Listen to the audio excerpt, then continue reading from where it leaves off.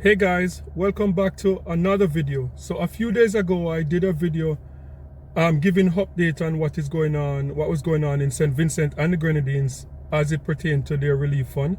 And I promised in that video that I will do some check-in on the Jamaican community and Carriacou and the rest of the Caribbean. So today I'm here to update on the Jamaican community and also to highlight some of the things that's going on in Jamaica, like, you know, Shenseea and Ramesh giving back to the community of St. Elizabeth. So this video today, I'm going to cover all of that right after. Treasure Beach in St. Elizabeth. We're giving out our final packages now. Yeah. We're about to head to the square soon. Okay, so first let's talk about the Jamaican Canadian Association, the JCA. So I spoke to someone from the JCA earlier today, and the JCA will be putting on a concert July 18 at the Jamaican Canadian Association, and it will start from 6 o'clock to roughly 11 o'clock. So the JCA is asking, you know, all Jamaicans and, you know, friends of Jamaicans who want to contribute to the, you know, what's going on in Jamaica in terms of sending relief packages to Jamaica to show up at this concert. So this will be a concert featuring Canadian Jamaican talent, you know, in the reggae dancehall scene here in Toronto, Canada. I do not have the names of the artists yet, but next week Thursday I'm going to be there to highlight the fundraising concert. So there's no entry fee, but they're asking for a minimum of at least $20 to support this cause. So if you can show up at the Jamaican Canadian Association, I'm going to leave the address and I'm going to leave the phone number. So if you're doing anything and you want to collaborate with the JCA, that you can contact them and collaborate with them. So yeah, so this is what's going on in the Jamaican community here in Toronto, Canada. So again, that's a fundraising concert Thursday, July 18 from 6 p.m. to roughly 11 o'clock. I was told that, you know, they were not able to have a weekend date because those dates are booked out already. So hence why, you know, Thursday, July the 18th, it's you know, like a Thursday. So they're going to end at around 10 o'clock so people can get to go to work the following day. So that is it. Like, if you want to come out and support this concert, you should go out and support this concert. All Jamaicans and friends of Jamaica, please come out and support this. And I also would like to urge, I don't know if anyone is watching and you're close to, you know, the Prime Minister's office.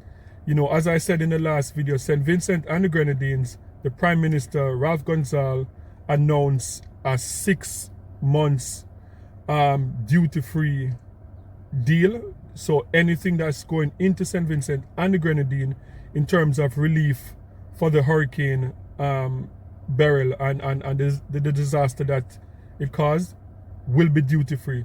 So I'm hoping that, you know, the Jamaica will follow suit and do the same, because I know in Canada there's a lot of people already packing barrels and, you know, buying up stuff in the supermarket to send back to Jamaica. So I believe that it would make a big difference if the government can do this, because sometimes you'll spend 500 Canadian dollars to buy groceries to send to Jamaica, and then you have to send $1,000 to cover duty, and that makes no sense. So I'm appealing to the Jamaican authorities, please allow Jamaicans to send stuff back home to help with this relief effort without charging a duty on those items that are coming to Jamaica. So next, I'm going to take a look at Shenseea and Ramesh and what they're doing for their community in Jamaica that was affected by Hurricane Beryl.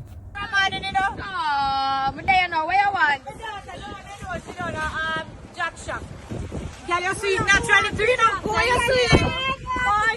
Thank you.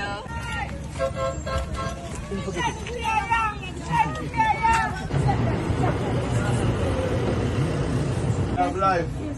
Nothing beats life. Why does it need? I'm to the room. Gone. Here.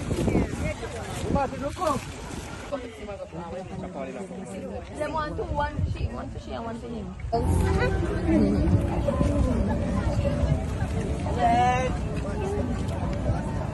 gonna give you some fly.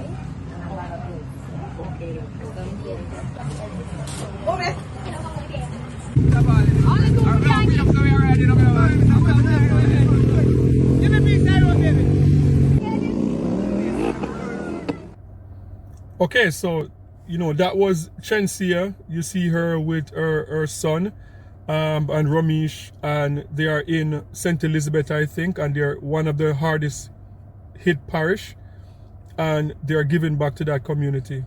And I know that especially on social media, a lot of Jamaicans are going to be tempted to go the negative way and to say why this looks like a photo op, why do they have to video giving away things and stuff like that. And to me, like, you know, I said, like, you know, they're spending what could be millions of dollars. And with Ramesh and Shenseea, their visibility, them publishing stuff like this would encourage the business community in Jamaica to partner with them. So I believe that, you know, for anyone that's going to use this as a negative and saying, why do they have to publish it? Look at the positive side of it.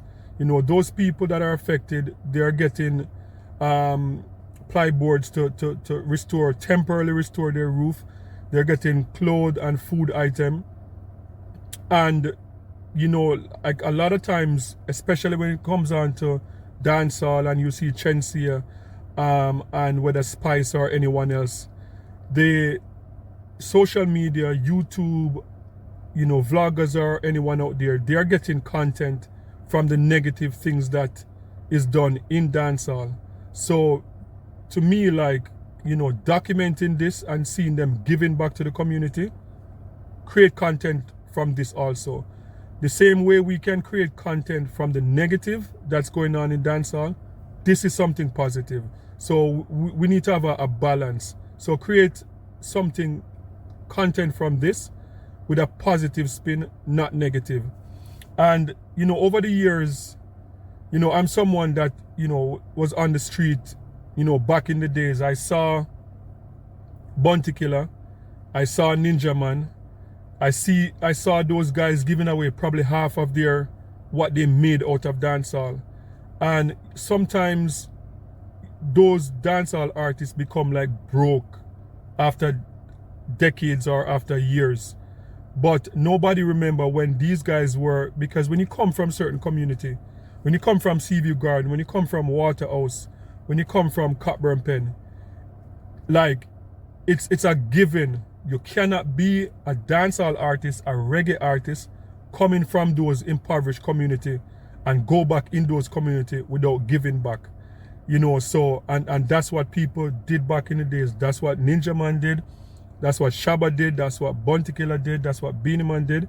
And a lot of it was not documented.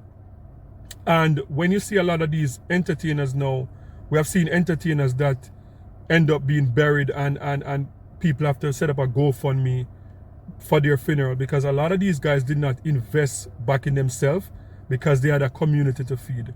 So all I'm saying is that look at this as a positive and just big up Shenseea and big up Ramesh for what they're doing, because whenever they do something that we look at and saying they're bringing down the culture, we beat them. So lift them up when they're doing something positive.